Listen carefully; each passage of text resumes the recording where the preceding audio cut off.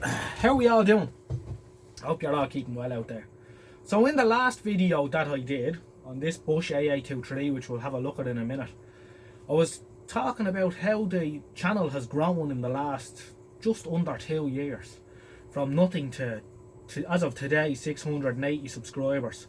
And as I said in that video, and I've said many times before, that I'm continually amazed that anyone has any interest in what I'm doing in my shed. But I suppose the content on TV these days, it's probably not much competition. So I want to thank you all, as always, for subscribing and watching my videos, because it means a lot to me, especially some of the very nice comments that you've left behind in that video. So I'm glad that someone enjoys what I'm doing. This sort of started out as a sort of an experiment. Would anyone watch it at all, or would they be interested? But I'm glad that people enjoy what I'm doing. And I'm out here in the shed anyway, messing around when I get a spare moment, which lately hasn't been much, but you know, so it's not a big deal just to, whatever I'm doing, stop for a few minutes, put the phone on the stand and just talk about what I'm doing or what have you, or look at an old radio or whatever it is. So I'm glad you enjoy it. Where is it going to go? I don't know. I mean, if it keeps growing and growing and growing, maybe I should look at, you know, maybe getting better equipment anyway, for one thing. I know one of you mentioned that the sound isn't great. Well, I'm relying on the sound on the microphone on the phone. You see, I only use a phone for making these videos, and I know it's not great, and I am going to look into sorting out something in the near future. Now, I've said that for a long time and I haven't got around to it, but I will. So I'll make that. I'm not going to make it, no, I won't make a promise to you, but hopefully in the next couple of months I'll do something with that, as cash flow allows. So I wanna name a few people here now. T. Roy, Gavin Stapleton, Edgar, Dave Sly, who says he was in the TV trade. You know, there's easier ways of making money. Heat77, who has a YouTube channel, young man in America. I'm gonna leave a link to his channel in the description of this video. Some interesting videos. The Cleaners Cupboard. You said that you just came across my channel recently. I had a look at some of your videos, and you had a couple of Nilfisk hoovers. I didn't realise anyone was into vacuum cleaners, but then again, I suppose a lot of people don't realise there's people into TVs and radios. So, you know, interesting. We, in the TV shop, John repaired vacuum cleaners as well. He didn't just do TV repairs, he did sort of all domestic electrical repairs. Bar washing machines around, like, he didn't do white goods, but he did vacuum cleaners and coffee machines and all that sort of stuff. So I'm familiar with the old Nilfisks fairly well. We used to change the carbon brushes in them and run them in at about 100 volts on the Verdiac for a couple of hours to save burning the commutator. Happy days, jumpers for goalposts. Yeah. ZX TV is a long time subscriber. I want to thank you, ZX. And Micheal Dranfield, he has a YouTube channel as well. I'll leave a link to his as well. He's a TV repairman, proper TV repairman in the UK, and he's got some excellent videos, so I'll leave a link to him. Anyway, I'll not waffle on too much more because I'm going off on a tangent and I don't want to do that. I've the Bosch A823 here up on the bench. It's running, it's not great. What I would like to do at some stage in the near future is make up a set of extension leads for the decoder and set it up properly, because it's being twiddled 8 ways from Sunday. It's a Bosch A823 AV, but there is I'm not sure when the AV model come out, or variant, or whatever you like to call it, but there is a stamp somewhere 1972. I can't remember where, but I remember seeing it because I've had the chassis out this years ago. What else can I say about it? Not much. I've adjusted the set EHT controls for a proper size picture. I think it might have been a little bit high, and that's why it was in and down. But it's working away here. It's not great. You know, the decoder really needs to be set up properly, and I need to go over it and look for, ideally, change all the electrolytics. Just get them out of there and go over all them carbon resistors and probably change a lot of them as well, because they'll be all sort of in or around tolerance, out a little bit. The ones with the pushed on metal ends. They're not great. They usually they drift quite a lot. But yeah, it's working away here now anyway. It's okay. It's I think it'll do for Christmas. I'm not sure if I will use it or not, but we'll see. I think I will if I'm there. But yeah, it's sort of it was a Christmas tradition until it got wrapped up a couple of years ago for moving. So I'd like to give it a run. No harm, but it has improved. I had it on here for about 8 hours over the last 2 days, and it has improved itself a little bit.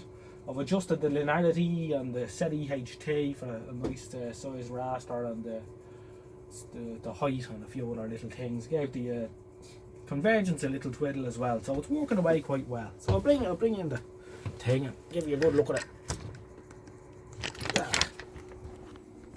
And while I bring in the light here, give you a look at the chassis first. I have the cover off the line output stage.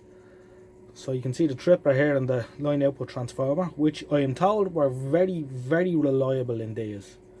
Very rarely gave any trouble at all. And then we've the electrolytics down there in the middle. Now as you can see, there's not much room for twiddling at the decoder, and there is an awful lot of twiddling to be done to set it up. So they recommend that you make up extension leads and run the set with the panel out together. You can't, because it's too tight. You know, you're gonna get shocked off one thing or another. So it's not the easiest thing to work on compared to, say, the likes of a G8 or a 3500, where you can get in at the decoder panel. You get in at all the panels handy enough. Well, the 3500, fair enough, the power supply panel isn't the easiest to work on, but the decoder certainly is, and easier to set up too. Over here we've got the scan drive and the frame output stage. You can see that I've changed a couple of electrolytics in this years ago. First date on it, and that's John's writing when we had it in the shop, 14th of September 2009. And then I've marked it the 2nd of November 09 as well, for whatever I was at. Can't remember.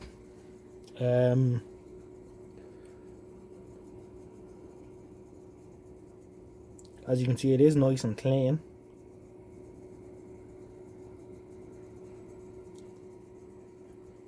A nice good look at this. Here's the convergence panel. I have it swung up for when I was twiddling. You can see I changed a couple of electrolytics there as well back then.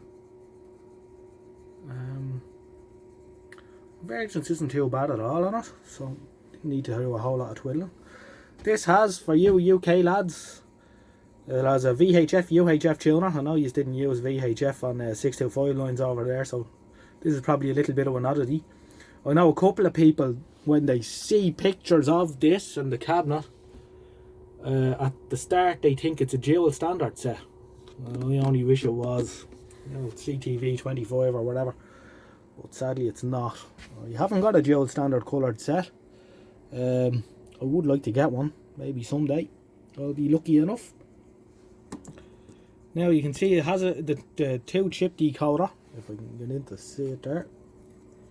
There's the SL901, and below it the SL917. So it is a 2 chip decoder. And we can see there's the EHT lead going into the tube. It's a 20-inch set, and it's fitted with a Japanese tube. It's an NEC Nippon Denso. I can't see the number of it. I can't remember what the number was, but there was talk about these having sort of wrong coloured red phosphors in them. They weren't great. That could be true, I don't know.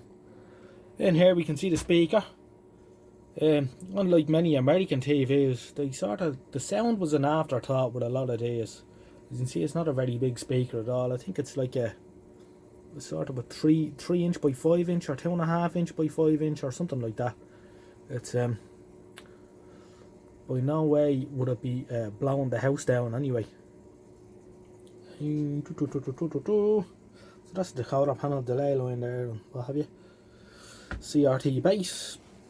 I mentioned in the last video that there was a resistor that goes on the base that gives you the impression that the CRT is knackered.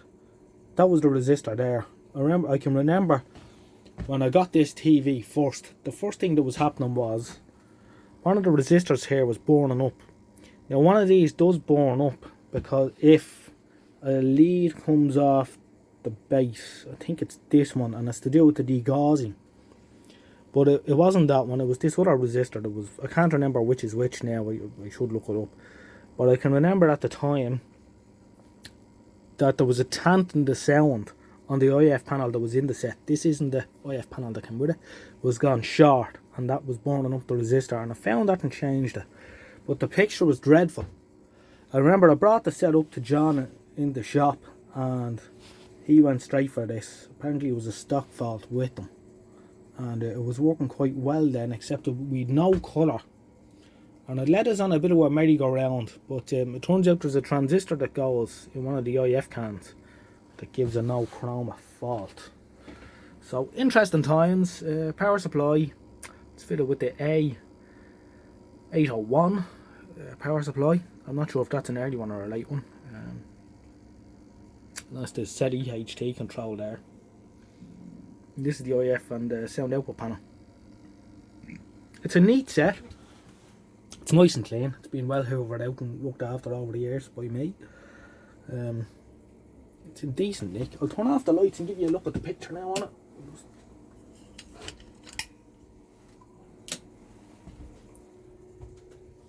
Hope you'll be able to see it half decent. That's what we're getting now.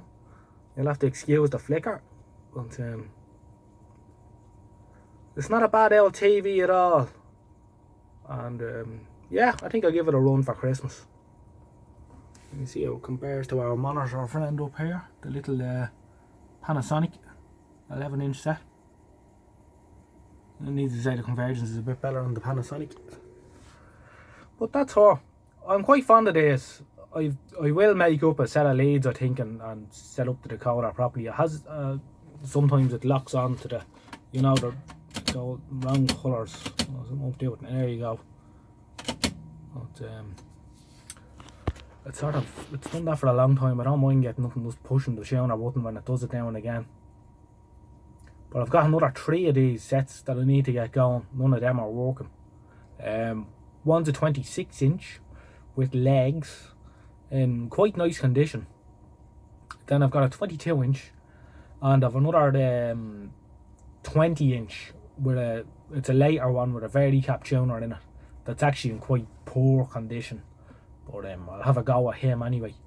So needless to say, it will be advantageous to have the extension leads for the decoder. So that's something I'll look into. But for now, she's chugging along quite nicely. I'm happy enough with it. It'll do me for what I want. So that's the Bosch A823. Yeah, I'll catch you again in the next one. I don't know when I'll stick the next video up. The next couple of days anyway, I hope. I hope this video finds you all well out there, and I'll talk to you again soon. Take care and good luck for now.